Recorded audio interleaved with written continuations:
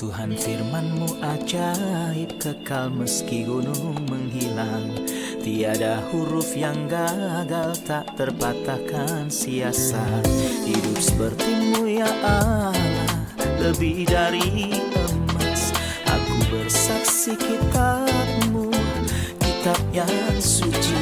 Mendengarkan firman-Mu, hibur hati yang luka. Terangilah langkahku kemanapun ku pergi. Biarkanlah firman-Mu berkuasa atasku. Ubahkanku, bebaskanku, ku mau menyenangkan-Mu. Tuhan firman-Mu ajaib, kekal meski gunung. Ubah dan bebaskan aku, mau menyenangkan-Mu. Salam jumpa para pemirsa terkasih, saya menyambut Anda sekalian dimanapun Anda berada dalam episode yang terbaru program studi harian kita, Semua Kitab Suci. Dalam acara ini kami memperkenalkan studi penuh dari semua kitab dalam Alkitab, dari kitab Kejadian hingga kitab Wahyu, setiap hari dari hari Senin hingga hari Jumat. Studi kita sudah mencapai kitab Imamat yang adalah kitab ketiga di dalam Alkitab, khususnya pasal yang kedua. Dalam pasal kedua, kita akan berbicara tentang persembahan gandum. Kita akan mengetahui lebih detail tentang persembahan biji-bijian dan kepada apa atau siapa yang dimaksud dengan persembahan ini. Sekarang izinkan saya untuk menyambut tamu kehormatan di studio, hamba Tuhan Yosef Riyad. Selamat datang, Saudara Yosef. Juga para hadirin di studio, selamat datang. Saudara Yosef, mohon ingatkan kami sebelum kita masuk ke pasal 2, dengan jenis pengorbanan dan persembahan yang dipersembahkan sampai pada pasal kedua, dan tentang apa itu semua? Itulah 5 macam persembahan yang dipersembahkan kepada Tuhan. Kita membaca tentang 5 persembahan ini dalam bahasa Ibrani. 10 yang menceritakan tentang korban sajian, korban bakaran, korban keselamatan. Kemudian menyebutkan korban penghapus dosa, yaitu korban penghapus dosa dan korban penghapus salah.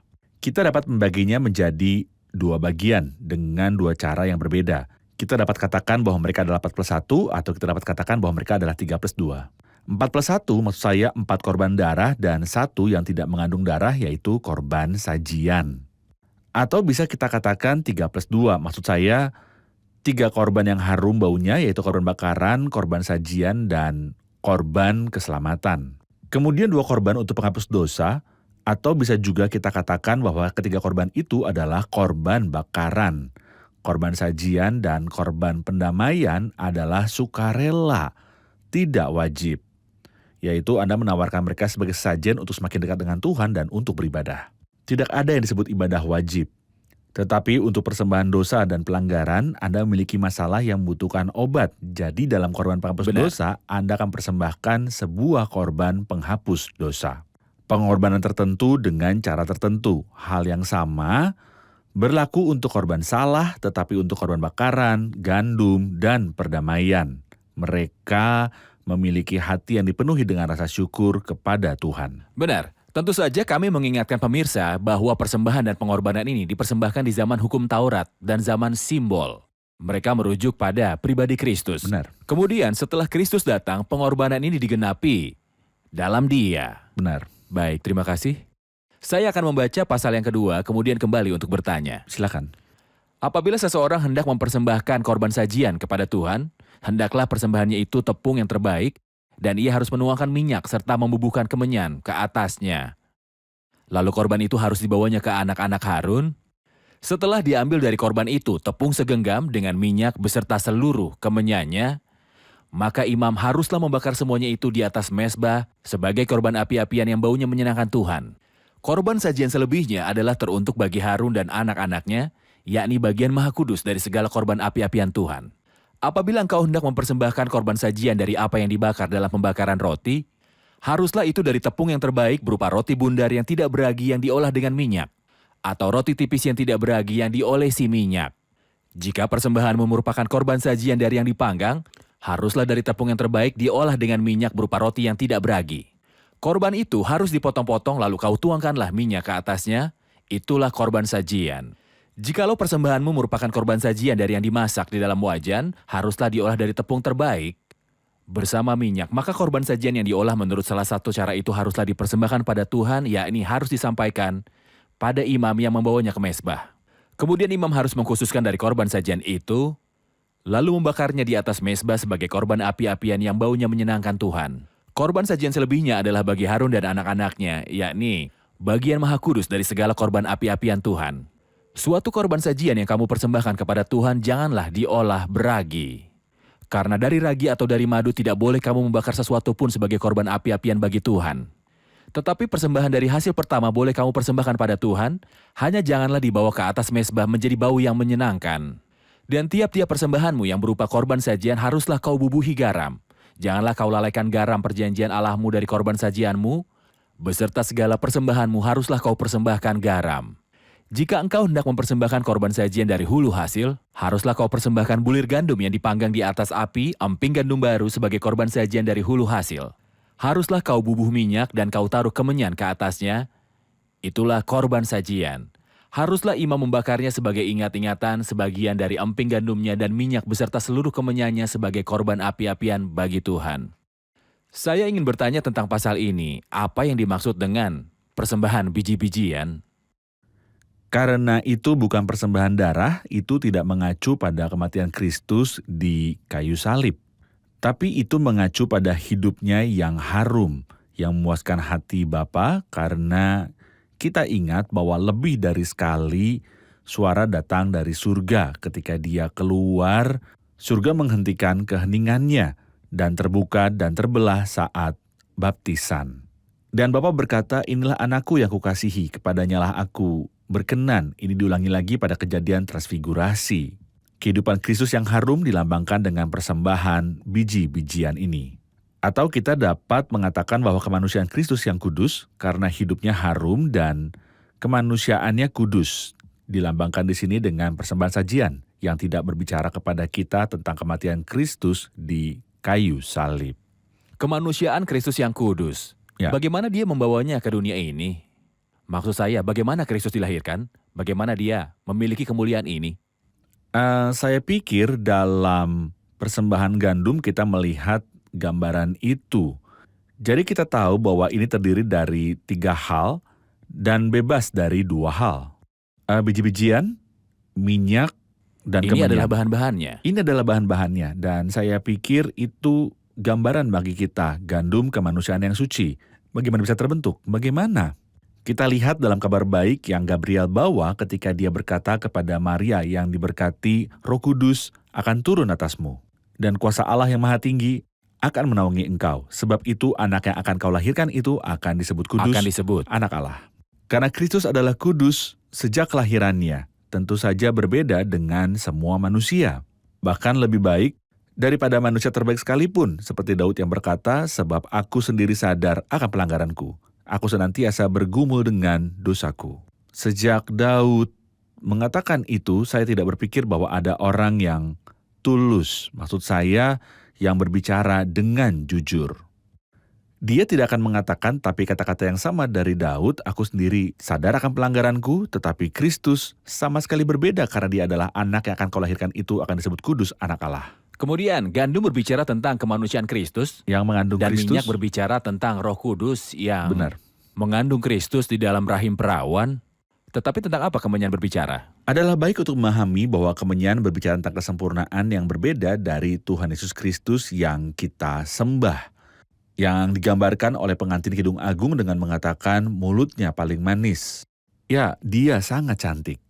Itu berarti dia memiliki semua aspek kesempurnaan. Tidak ada kesempurnaan yang tidak memiliki Kristus. Dia hanya memiliki kesempurnaan. Kemudian, kemenyan berbicara tentang kesempurnaan Kristus. Benar. Ini milik Kristus. Ya. Persembahan yang terdiri dari biji-bijian, minyak, dan kemenyan. Dan Anda menunjukkan bahwa semua ini berbicara tentang kemanusiaan Kristus. Benar. Baik, kita akan rehat sejenak dan kembali untuk menjawab pertanyaan hadirin.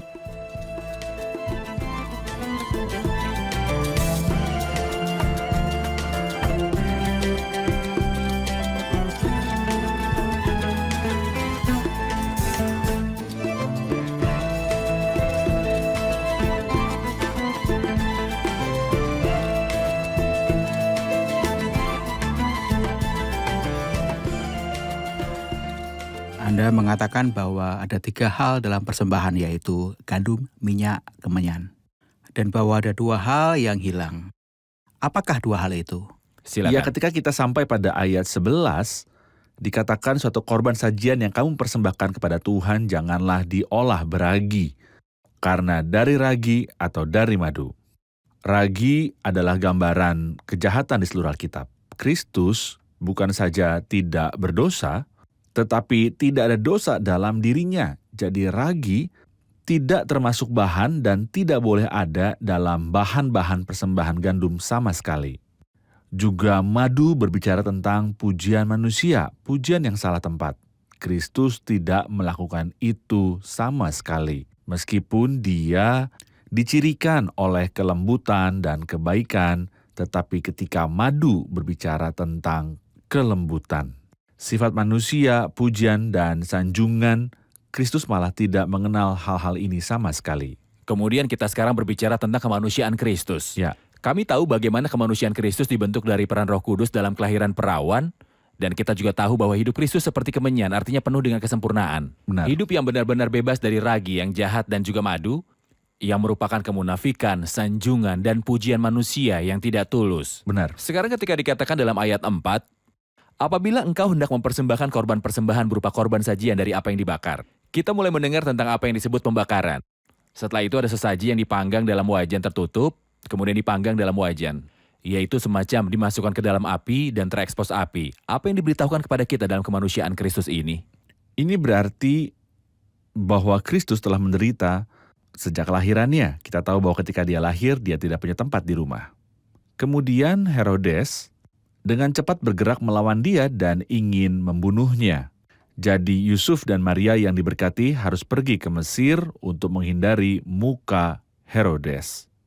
Jadi Kristus sejak kelahirannya menderita di dunia ini. Dia adalah orang yang penuh kesengsaraan dan mengenal duka. Jadi ketika kita menemukan 3 gambar yang disebutkan di sini, dalam pembakaran, dalam panci tertutup, dan dalam panci, mereka adalah gambaran yang berbeda dari pengorbanan Tuhan Yesus Kristus. Faktanya sebanyak apapun kemenyan dimasukkan ke dalam api, bau harumnya naik. Dan sebanyak apapun Kristus menderita oleh manusia, bau harum naik darinya tidak ada seperti sifat manusia. Maksud saya berkali-kali Anda menemukan orang yang baik. Tetapi ketika dia terkena tekanan psikologis atau tubuh, kita akan mendengar darinya atau melihat apa yang tidak suka kita lihat. Tetapi sebaliknya, semakin api mendekat kepada Kristus, semakin banyak bau harum yang keluar dari dia yang menyenangkan Allah. Ini 3 gambaran adalah tentang penderitaan Kristus dalam hidupnya. Benar. Tentu saja kita tidak berbicara tentang penderitaan, kematian di kayu salib, Tidak. penderitaan penebusan. Ya. Dia adalah manusia yang menderita. Bisakah Anda jelaskan beberapa adegan di mana Kristus menderita tetapi tidak berdosa dengan bibirnya dan tidak mengucapkan kata-kata yang buruk, tetapi kemenyan dan keharuman yang harum keluar darinya di hadapan Allah? Sebenarnya ada begitu banyak yang bisa diceritakan tentang Kristus, penderitaan, dan keharumannya yang naik darinya. Mengapa? Karena seperti yang saya katakan, seluruh hidupnya seperti itu. Seorang pria yang penuh kesedihan. Sebagai contoh, saya akan mengambil 2 adegan. Adegan ketika mereka berencana untuk membunuhnya, menurut apa yang kita baca dalam Matius 12, apa yang terjadi? Alkitab memberitahu kita bahwa ia menyingkir dari sana. Banyak orang mengikuti Yesus dan ia menyembuhkan mereka semuanya, supaya genaplah firman yang disampaikan oleh Nabi Yesaya. Kemudian dia mengutip nubuat Yesaya 42 tentang kesempurnaan Kristus. Lihatlah itu hambaku yang kupilih, yang kukasihi, yang kepadanya jiwaku berkenan. Ia tidak akan berbantah dan tidak akan berteriak, dan orang tidak akan mendengar suaranya di jalan-jalan. Buluh yang patah terkulai tidak akan diputuskannya, dan sumber yang pudar, nyalanya tidak akan dipadamkannya. Kedua kalinya ketika Kristus pergi ke Betania dan Lazarus sudah mati, dia bertanya, "Di mana engkau meletakkannya?" Kemudian dia melihat Maria berduka dan sedih. Kemudian Alkitab menyebutkan ayat terpendek dalam Perjanjian Baru dan yang terdalam. Ketika disebutkan kepada kita, Yesus menangis. Kristus baginya segala kemuliaan, banyak menderita karena manusia, tetapi selalu tercium bau harum yang menyenangkan hati Tuhan darinya. Anda menyebut minyak itu terbuat dari 3 bahan yang mengacu pada Roh Kudus. Tetapi kami ingin tahu dua hal. Pertama yaitu arti dari tuangkan minyak di atasnya.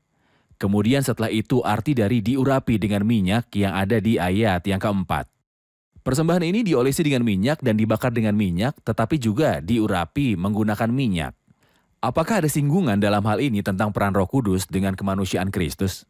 Faktanya kita melihat 3 gambaran minyak, bukan hanya 2.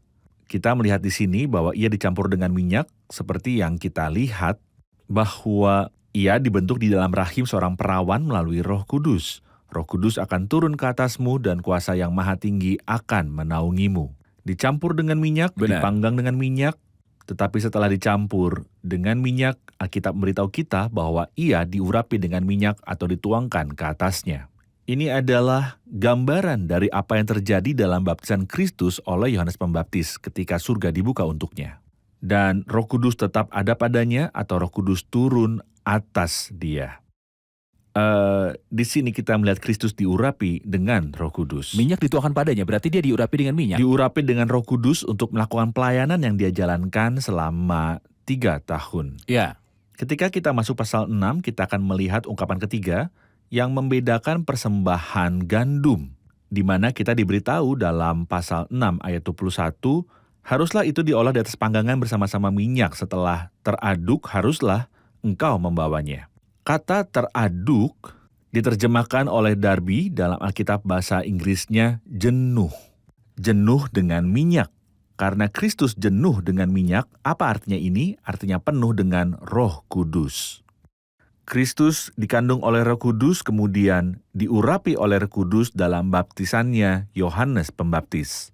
Kemudian Lukas pasal 4 menyebutkan bahwa dia dipenuhi dengan Roh Kudus. Inilah hubungan antara Kristus dan Roh Kudus. lalu kita tahu bahwa persembahan biji-bijian berbicara tentang kemanusiaan Kristus dan hidupnya yang menyenangkan hati Tuhan dan memuaskan Ya. hati Tuhan. Benar. Kita tahu juga ada 3 gambaran kesakitannya, baik di pembakaran atau di dalam wajan tertutup atau dalam wajan. Semua ini merupakan gambaran terhadap berbagai penderitaan yang dialami Kristus dalam kehidupan manusiawinya.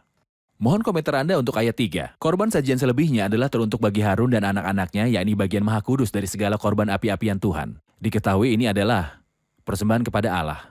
Apa hubungannya dengan Harun dan putra-putranya? Ini adalah keagungan Alkitab yang diberikannya kepada kita untuk dipuaskan oleh apa yang memuaskan Allah. Yaitu Harun dan anak-anaknya. Melambangkan Melambangkan orang orang percaya. percaya, keluarga imam, tepat. Dan mereka memiliki bagian sebagaimana Allah memiliki bagian di dalam Kristus dan dipuaskan olehnya. Demikian juga orang-orang percaya yang bertumbuh dewasa. Ada sebuah himne bagus yang mengatakan, biarlah hati dipuaskan oleh Yang Maha Kuasa, dipuaskan dan biarlah jiwa kita bergembira dengan kemuliaannya yang bersinar. Jadi Anda perhatikan bahwa imam dalam ayat 2 mengambil tepung dalam segenggam tangannya. Ini adalah ekspresi yang indah. Segenggam artinya dia tidak bisa mengambil apapun yang lain. Saya pikir ini mengingatkan kita dengan 2 ungkapan. Yang satu diucapkan oleh Rasul Petrus dan yang lainnya oleh Rasul Paulus. Petrus berkata, kami meninggalkan segalanya dan mengikuti engkau. Dia mengambil segenggam Kristus. Paulus berkata untuknya, saya kehilangan segalanya dan saya menganggapnya sampah. Dia mengambil segenggam Kristus. Untuk membakarnya di atas mezbah, untuk memuaskan Allah terlebih dulu, faktanya hidup Kristus di dunia ini menyenangkan hati Allah terlebih dahulu. Dan dengan kehidupan ini, orang percaya juga dapat dipuaskan dan digembirakan dan dihibur. Saya ingat apa yang dilakukan Daud ketika dia memanggil Mephiboset Ya, dan mengatakan padanya, kamu akan selalu makan roti di meja saya. Ya. Dan Mephiboset menjadi mitra Daud akan roti yang sama benar. di atas meja. Kami sedang makan makanan Tuhan. Siapakah makanan Allah? Makanan Allah adalah pribadi Kristus. Tepat. Terima kasih, kita akan rehat sejenak dan kembali untuk menjawab pertanyaan hadirin.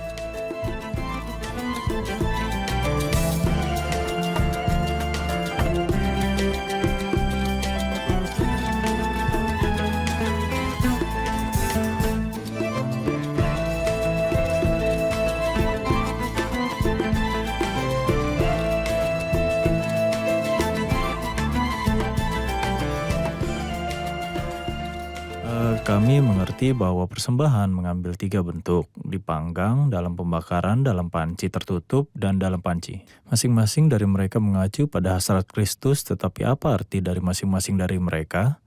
Dan pertanyaan lain, dalam ayat 13 dikatakan garam perjanjian Allahmu, apa artinya? Silakan. 3 gambaran seperti yang telah kita lihat di ayat 4, 5, dan 6 menceritakan tentang pembakaran, lalu panci di ayat 5, lalu panci tertutup di ayat 7. Pembakaran melambangkan penderitaan psikologis tersembunyi yang diderita Kristus dan juga dialami oleh mereka. Persembahan di panci itu terbuka dan jelas. Ini menandakan rasa sakit yang dia tanggung dan jelas. Kita ingat orang-orang yang membencinya. Jadi dikatakan di sini engkau harus menghancurkannya. Dalam pernyataan Ibrani pasal 12, ingatlah selalu akan dia yang tekun menanggung bantahan yang sehebat itu terhadap dirinya dari pihak orang-orang berdosa, supaya jangan kamu menjadi lemah dan putus asa. Faktanya semua anak buah Tuhan menderita. Yusuf adalah seorang pria yang menderita. Daud adalah seorang pria yang penuh penderitaan. Tapi siapakah orang yang seluruh hidupnya mengalami penderitaan? Tuhan Yesus Kristus. Kemudian gambaran terakhir yaitu panci tertutup, menceritakan kepada kita tentang penderitaan kejam yang dia tanggung. Terutama ketika dia digantung di kayu salib. Bukan rasa sakitnya yang menebus, Oleh tetapi tangan rasa manusia. sakitnya di tangan manusia. Luka-luka berdarah yang mengerikan. Oleh tangan manusia. Hinaannya, aku memberi punggungku pada orang-orang yang memukul aku dan pipiku kepada orang yang mencabut janggutku. Aku tidak menyembunyikan mukaku ketika kau dinodai dan diludahi. Ini adalah rasa sakit yang ditanggung Kristus dan kita harus memikirkan dan makannya. Kristus mengasihi kita sehingga ia menanggung rasa sakit ini. Pertanyaan kedua dari Yusuf adalah tentang janganlah kau lalaikan garam perjanjian Allahmu dari korban sajianmu. Apa artinya ini? Garam melarang kerusakan menyebar. Kristus selalu menjadi garam. Alkitab memberitahu kita bahwa Anda harus selalu memiliki garam di dalam diri Anda. Itulah yang Kristus katakan kepada murid-muridnya, dan dia sendiri tidak pernah kekurangan garam. Dia tidak setuju dengan dan tidak pernah mematuhi korupsi dalam tingkat apapun. Supaya kamu jangan sampai kekurangan garam perjanjian Allahmu dari persembahan sajianmu. Tidak ada madu, tapi ada garam. Tidak ada pujian manusia, tetapi kebenaran selalu menjadi ciri Kristus yang olehnya kasih karunia dan kebenaran itu ada. Jadi garam mengacu pada kejelasan kebenaran dalam kehidupan Kristus. Benar. Baik, terima kasih. Jika kita masuk ke ayat 14 dikatakan, jikalau engkau hendak mempersembahkan korban sajian dari hulu hasil kepada Tuhan, haruslah engkau mempersembahkan bulir gandum yang dipanggang di atas api. Dari 1 sampai 13 berbicara tentang biji-bijian. Ya. Persembahan gandum, tapi di sini berbicara tentang bulir, biji-bijian hijau. Apa artinya? Kepala biji-bijian hijau dipanen di tengah hari, jika saya boleh katakan ia dipotong saat masih hijau. Gambaran Kristus yang terputus di tengah hari-harinya. Hukum menjanjikan orang yang saleh. Dan tentu saja tidak ada orang yang saleh seperti Kristus dengan hidup lama dan umur panjang. Maksud saya adalah panjang umur. Siapa yang seperti Kristus dalam kesalehannya? Tapi di usia yang kurang dari normal, usia normal, maksud saya Musa berkata masa hidup kami 70 tahun dan jika kami kuat 80 tahun. Kristus berusia kurang dari 35 tahun ketika dia mati. Bagaimana itu bisa terjadi? Itulah sebabnya kita membaca di pasal 102 tentang Kristus. Kristus berkata saat berada di tangan Bapa, "Ya Allahku, janganlah mengambil aku pada pertengahan umurku." Kita tahu mengapa ini terjadi. Sementara kita diberi makan dari orang yang usianya terputus sementara ia masih muda. Di pertengahan umurnya, tetapi kita tahu bahwa setelah dia mati, dia bangkit pada hari ketiga. Bapa menjawabnya dalam Mazmur 102 dan berkata, "Tahun-tahunmu tetap turun-temurun, dahulu sudah kau letakkan dasar bumi. Dan langit adalah buatan tanganmu, semuanya itu akan binasa. Tetapi engkau tetap ada dan semuanya itu akan menjadi usang seperti pakaian. Seperti jubah engkau akan mengubah mereka dan mereka berubah, tetapi engkau tetap sama dan tahun-tahunmu tidak berkesudahan." Saudara Yosef, izinkan saya menyelesaikan episode bersama Anda dengan pertanyaan yang perlu kami klarifikasi dengan sangat baik. Jika persembahan biji-bijian mengacu pada kemanusiaan Kristus dan Anda mengatakan bahwa dia bebas dari dosa, tidak ada ragi di dalam dia. Dan juga bebas dari madu, tidak ada madu yang akan dioleskan padanya, tidak ada pujian manusia, tetapi adalah kemanusiaan Kristus pada waktu tertentu. Ia dipersalahkan, maksud saya dia tidak melakukan kesalahan, tapi apakah dia tunduk? Atau bisa berbuat salah, dan jika jawabannya adalah tidak, lalu apa tujuan godaan setan di gunung jika jelas bahwa dia tidak akan berbuat salah? Seperti yang telah kami katakan, Kristus tidak berbuat dosa, tetapi ia juga tidak memiliki dosa dalam dirinya sendiri. Dalam gambaran, simbol di sini dia benar-benar bebas dari ragi. Mengapa dia tergoda? Agar fakta ini dapat dibuktikan, Alkitab berkata yang kudus yang akan dilahirkan. Dia tidak berdosa, yaitu dia dicobai tanpa dosa, yaitu dia bebas dari dosa alam. Godaannya tidak sama dengan saya ketika saya tergoda. Manusia tergoda ketika ia ditarik oleh keinginannya sendiri dan dibujuk. Tidak ada hal seperti itu di dalam Kristus. Tapi kenapa dia tergoda? Itu untuk membuktikan bahwa ini bukan hanya kata-kata, tetapi setan terus mencobai Kristus selama 40 hari. Berapa banyak godaan berhasil? Tidak satu pun. Bahkan tidak sama sekali, dan itu tidak mungkin karena jika dia berhasil dalam satu saja, Kristus tidak akan menyelesaikan jalan ke salib untuk meremukkan kepala ular. Kristus benar-benar bebas dari dosa. Terima kasih Saudara Yosef, kita sudah mencapai akhir episode, mari rangkum bersama para hadirin. Apa yang telah Anda pelajari? Kita mengerti bahwa persembahan sajian berbicara tentang harumnya kehidupan Tuhan, bukan tentang kematiannya karena itu bukan pengorbanan darah. Ini terdiri dari 3 bahan, gandum yang mengacu pada kemanusiaan yang kudus, juga minyak mengacu pada Roh Kudus ketika dia turun atas perawan Maria, dan juga kemenyan yang berbicara tentang berbagai kesempurnaan Tuhan yang memiliki semua aspek kesempurnaan. Kami melihat dalam gambaran yang berbeda dari persembahan rasa sakit Kristus di dalam pembakaran dan dalam panci.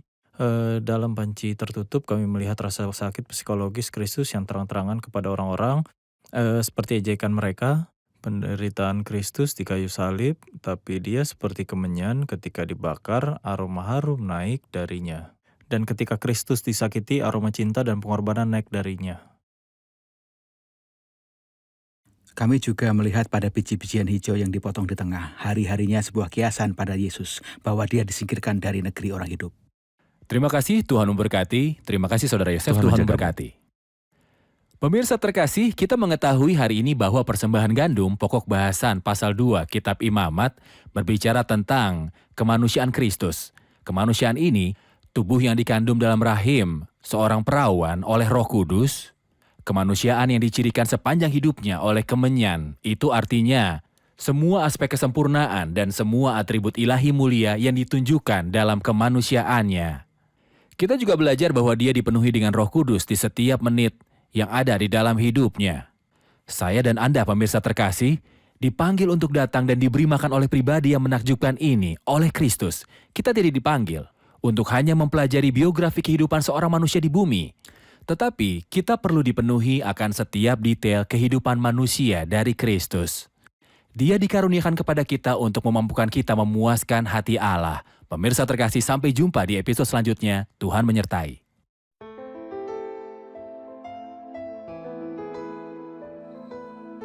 Tuhan firman-Mu ajaib, kekal meski gunung menghilang. Tiada huruf yang gagal, tak terpatahkan sia-sia.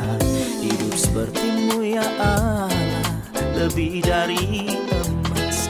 Aku bersaksi kitab-Mu, kitab yang suci. Terdengarkan firman-Mu, hibur hati yang luka.